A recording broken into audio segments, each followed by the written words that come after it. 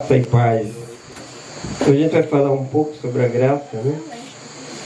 Meios de graça. Então, a gente vai falar bastante sobre graça, né? Como crescer na graça.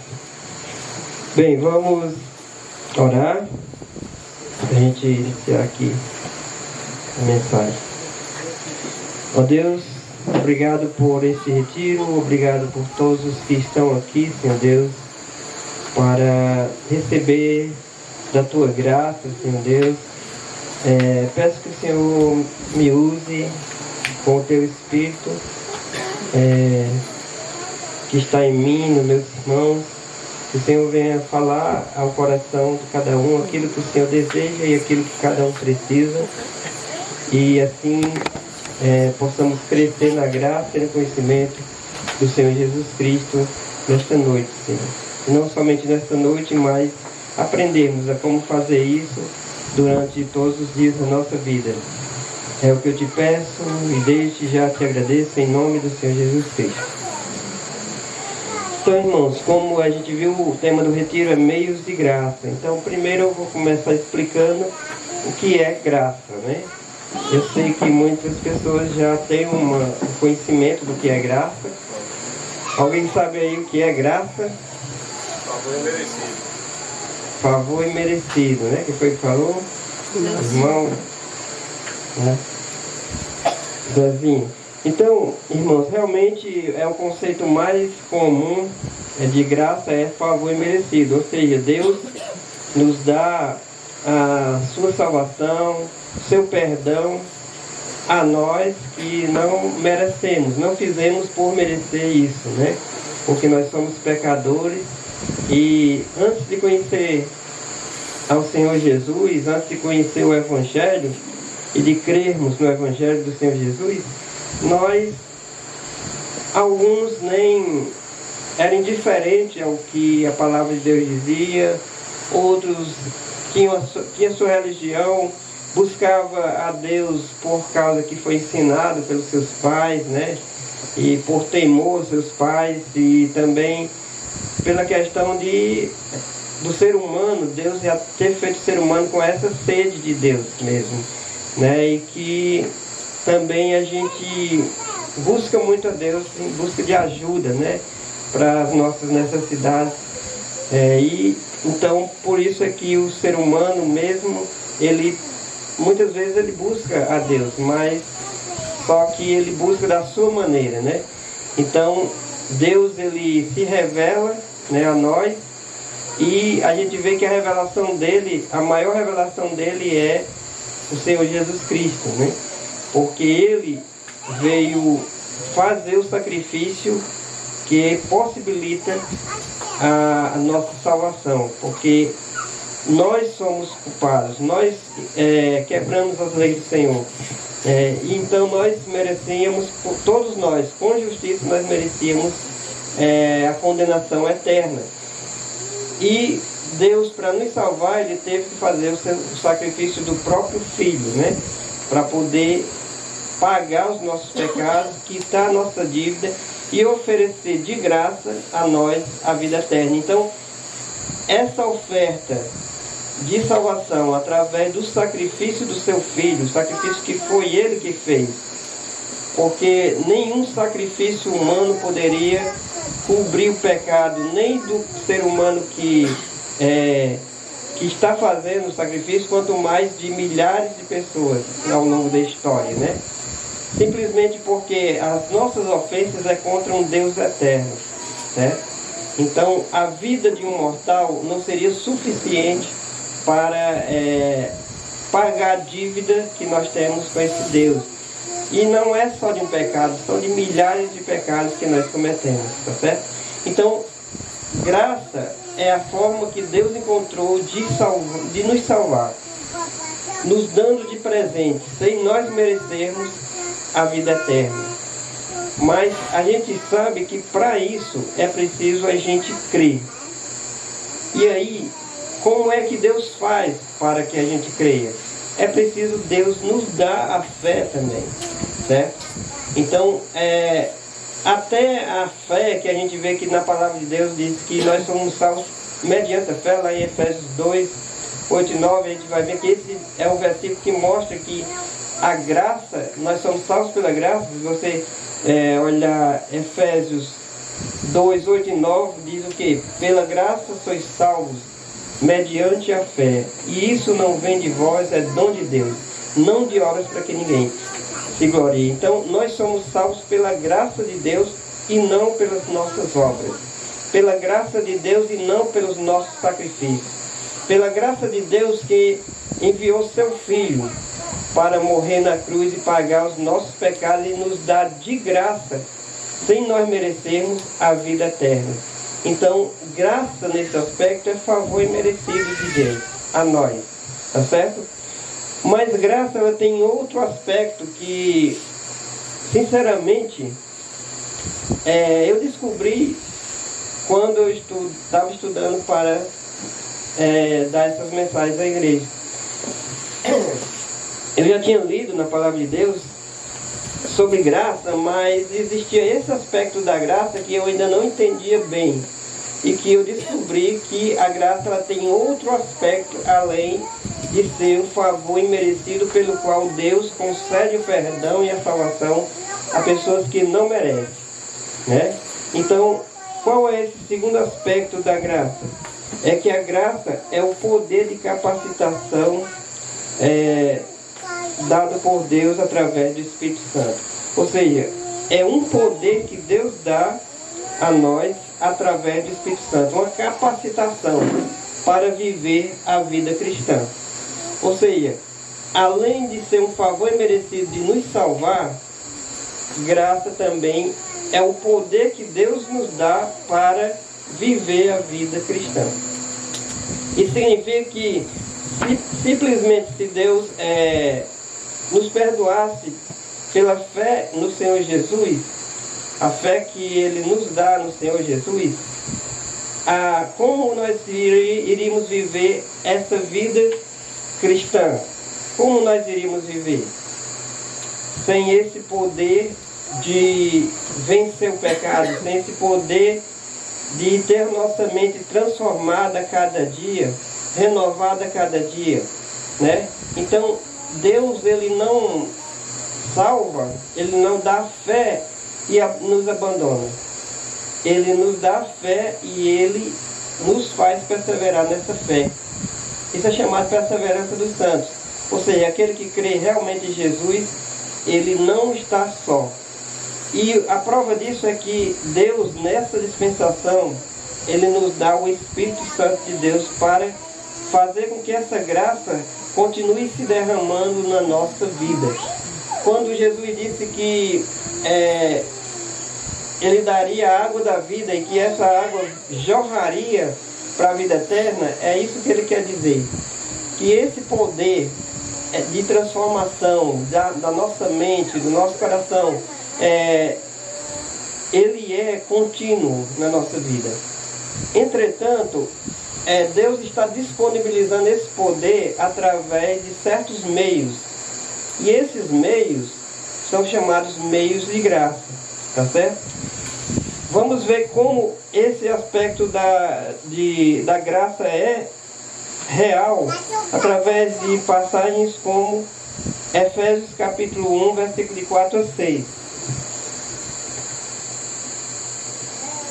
Vamos abrir aí Efésios capítulo 1, versículo de 4 a 6.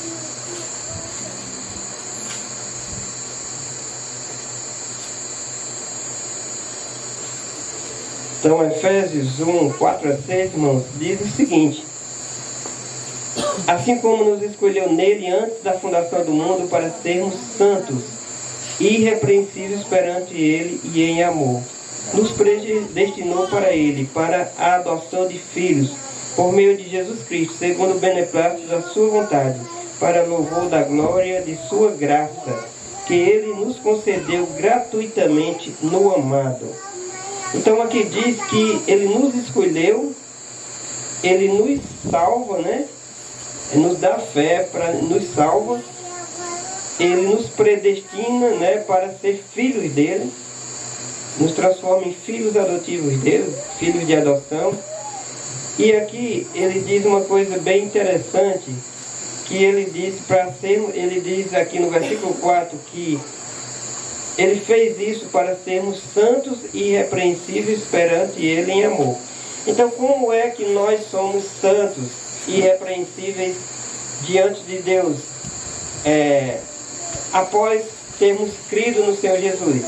A gente sabe pelo seguinte, quando Deus nos converte, quando Deus nos dá fé e nós recebemos Cristo, nós somos considerados santos, certo?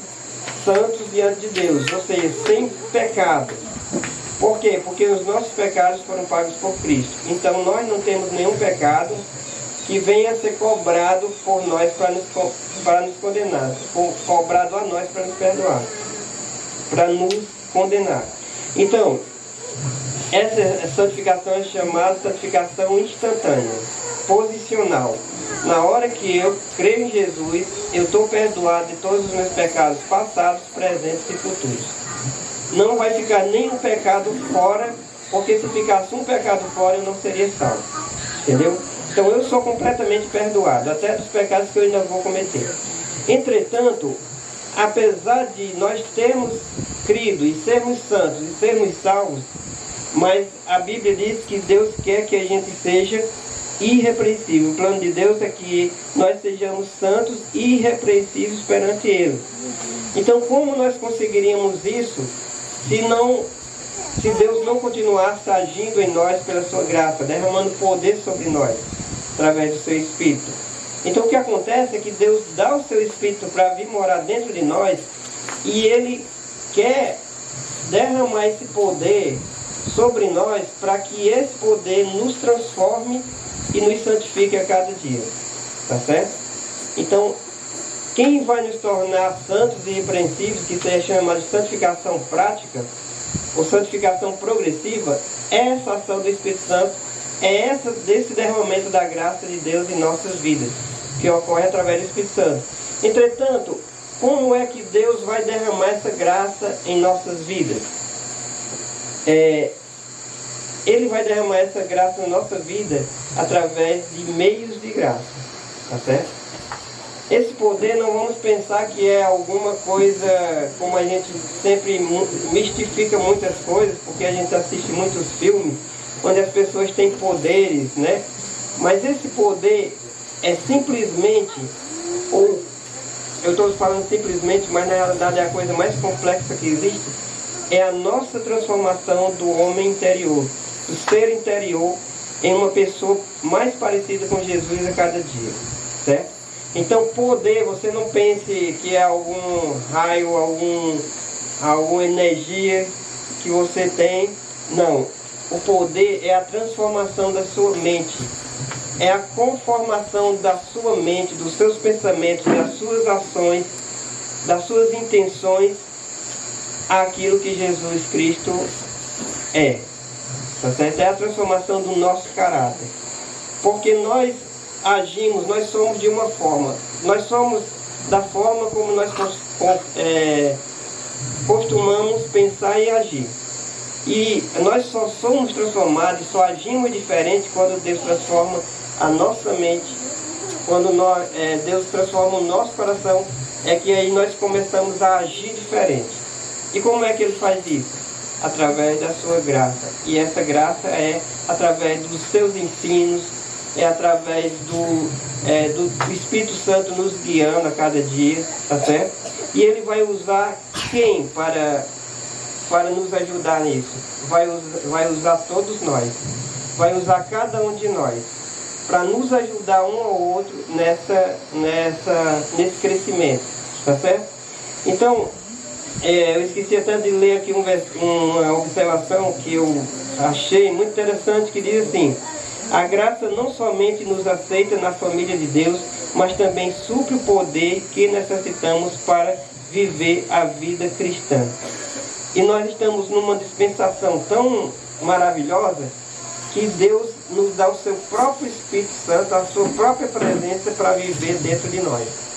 Irmãos, os irmãos do passado, apesar da sua grande fé, Abraão, Daniel, todos esses heróis da fé, eles não tinham a presença constante do Espírito Santo dentro deles.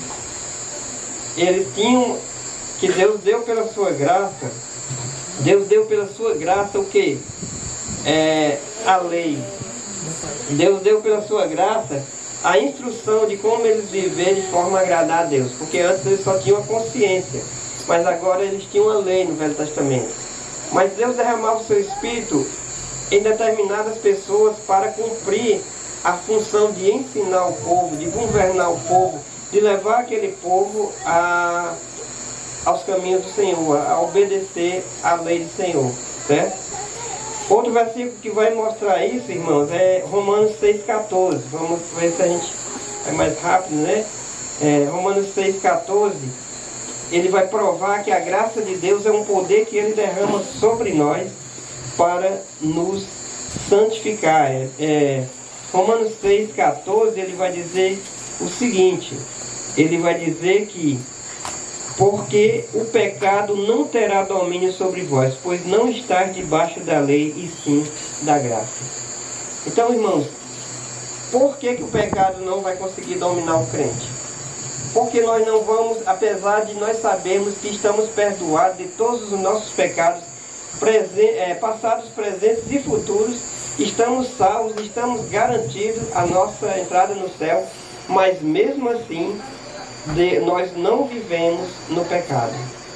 Nós não dizemos assim, estamos perdoados, então a graça de Deus vai ficar cada vez maior, porque eu vou agora pecar cada vez mais, porque eu estou perdoado. Então quanto mais eu pecar, maior será a graça de Deus sobre a minha vida. Não, irmãos, é o que ele diz aqui. Não, vocês não vão mais viver no pecado, porque a graça de Deus vai estar agindo em vocês. E essa graça vai livrando vocês cada vez mais do poder do pecado. Vai fazendo vocês vencer o pecado, tá certo? E aí, porque o pecado ele só traz prejuízo. Então, se a gente continuasse pecando, os prejuízos do pecado iam continuar vindo sobre as nossas vidas. Mesmo que não fosse a condenação, mas seria o quê? Seria toda sorte de problemas que viria sobre a nossa vida. Aqueles problemas que vêm quando a gente peca, tá certo?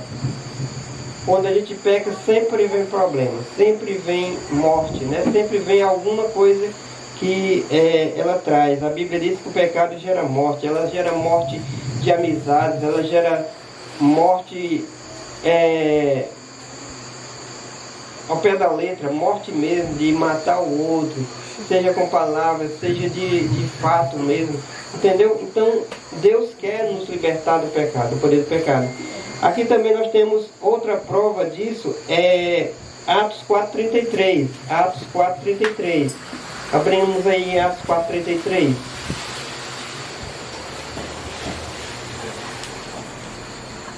Então, Atos 4,33, irmãos, diz o seguinte: com grande poder os apóstolos davam testemunho da ressurreição do Senhor Jesus, e em todos eles havia abundante graça. Ou seja, com grande poder eles davam testemunho. Quem deu a eles, o que era que dava esse poder deles não negar mais Jesus, de Pedro não negar mais a Jesus, de eles enfrentarem o Império Romano, enfrentarem os religiosos, estar sujeitos à morte, serem açoitados, como Paulo e muitos foram, e até morrer, serem mártires por causa do nome de Jesus? Quem deu esse poder a eles? De perseverar e de levar essa intrepidez. Quem foi que deu? Deus deu através do Espírito Santo. E isso que poder é esse? Graça. É Deus dando poder para vencer o pecado, vencer tudo aquilo que quer nos impedir de seguir em frente e glorificar o nome do Senhor. 2 de Pedro 3,18 é aquele versículo que diz assim: crescei na graça e no conhecimento do nosso Senhor Jesus Cristo. Como é que eu posso crescer na graça?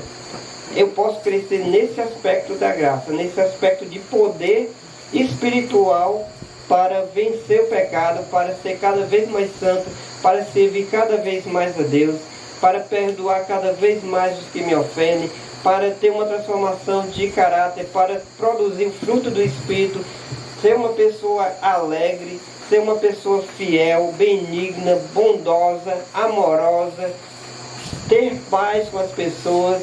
Aquele fruto que está lá em Gálatas, aquilo ali são todas qualidades de Jesus Cristo que Ele deseja para aqueles que são seus. E como a gente viu, o que o Espírito Santo quer nos transformar é para sermos santos como o Filho unigênito de Deus.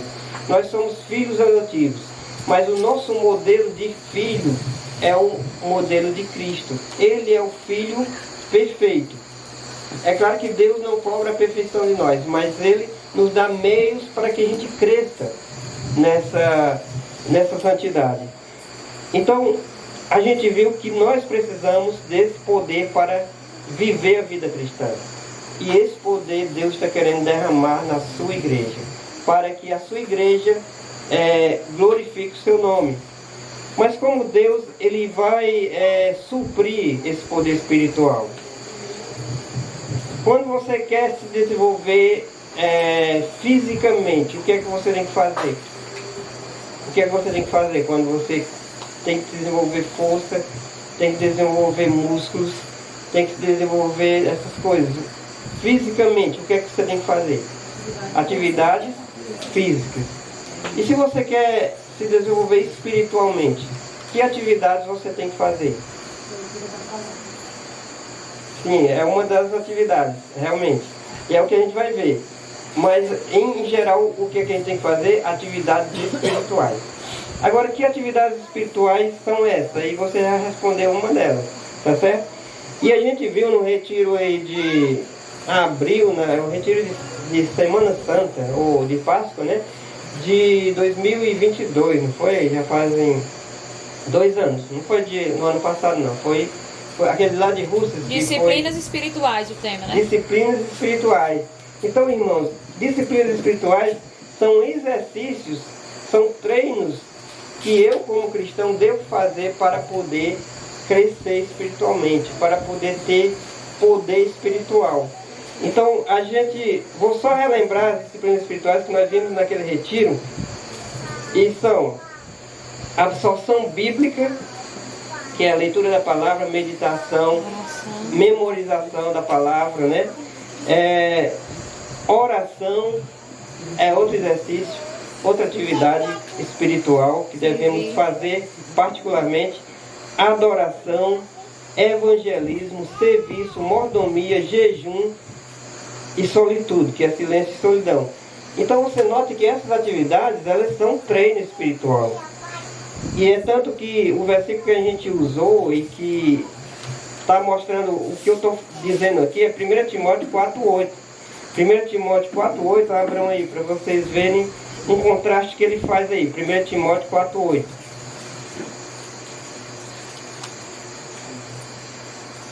Primeira Timóteo 4,8. Deixa eu achar também.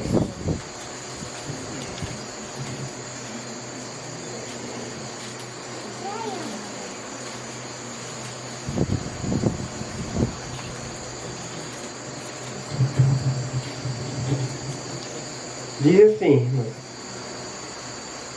pois o exercício físico para pouco é proveitoso, mas a piedade para tudo é proveitosa, porque tem a promessa da vida que agora é e a da que há de ser. O que ele está dizendo aqui é que o exercício físico ele é proveitoso para a parte física, mas para a parte espiritual o exercício físico não tem proveito. É o que ele está dizendo, entendeu? Mas ele está dizendo que o que é que tem proveito se você quer treinar o espírito? É a piedade. Você tem que treinar a piedade. Você tem que fazer exercícios, atividades espirituais que fortaleçam seus músculos espirituais. Entendeu? Então, entendendo que espiritualidade aqui é se conformar à imagem de Cristo, é se tornar cada vez mais parecido com Cristo, é vencer as tentações, é servir ao Senhor, fazer a sua obra ao nosso redor, tanto com relação aos irmãos como com relação aos não crentes ainda, né? Então, irmãos, nós poderíamos dizer que esses exercícios, essas atividades espirituais no âmbito individual são as disciplinas espirituais, mas no âmbito coletivo vão ser o quê? Os meios de graça na igreja. Em âmbito coletivo, essas atividades que eu faço particularmente, que são disciplinas espirituais, no âmbito coletivo são os meios de graça na igreja, que é o tema desse retiro. E quais são os meios de graça na igreja, irmãos, que a gente está começando a ver hoje? Vão ser 2 pregações e são 11 meios de graça. Qual é o milagre que vai ser feito para que a gente consiga ver todos eles? Ó, os meios de graça da igreja são ensino da palavra, ou seja, a igreja ela vai estar contribuindo para que cada irmão cresça na graça através do quê? Do ensino da palavra. Ela tem que ensinar a palavra. Segundo, a oração uns pelos outros. Terceiro, a adoração conjunta ou congregacional. Quarto, a comunhão. Quinto, os dons espirituais. Sexto, a evangelização. Sétimo, a disciplina da igreja. Oitavo, o batismo. Nono, a ceia do Senhor. Décimo, a oferta. E 11º, o ministério individual. Como é que a gente vai ver isso aqui? Hoje, agora, a gente vai ver 4 desses meios, que são a comunhão, a adoração, ensino da palavra e oração. Amanhã, na pregação de amanhã, nós vamos ver os dons espirituais, a evangelização e a disciplina da igreja. E nos devocionais vocês vão ver batismo, ceia do Senhor, oferta e ministério individual. Então nós vamos ver todos os meios. Hoje nós vamos ver 4, amanhã vamos ver 3 na pregação e o restante vocês vão ver nas reflexões, nas meditações do devocional. Desligar esse ventilador que ele está me atrapalhando aqui. Ele só quer passar a página para cá. Então, irmãos, se a gente quiser... eu não estou com frio, não. Então, irmãos, vamos abrir em Atos 2,42, que vai nos dar uma visão geral dos meios de graça na igreja. Isso quer dizer o quê, irmãos? Que como é que Deus vai fazer você crescer na graça? Isso vai depender de como você vai participar mais ou menos da igreja dele, da comunhão dos santos, entendeu? Então, a igreja ela tem o dever de oferecer todas essas coisas, o ensino da palavra, a oração, ministérios, tudo isso que a gente vai ver, a igreja fiel, ela tem que proporcionar aos membros. E a igreja somos nós. Ou seja, nós temos que nos servir mutuamente nessas coisas, que fortalecem a graça do Senhor na nossa vida. Tá certo? Não é, a gente vai ver que não é só o pastor, não é só o pregador. É cada um de nós. Deus quer usar cada um de nós para receber desse poder e transmitir para o outro. Eu recebo e transmito para você, e você recebe e transmite para mim, e isso é entre todos nós. É uma coisa muito bonita, né? Isso que Deus planejou para a igreja. Então, Atos 2, 40 a 47, e aqui está o exemplo de uma igreja lá no início, a igreja de Atos, que é a igreja exemplo. É a igreja exemplar, porque era a igreja ainda na sua forma mais pura. A igreja no seu primeiro amor, né? É a igreja de Atos.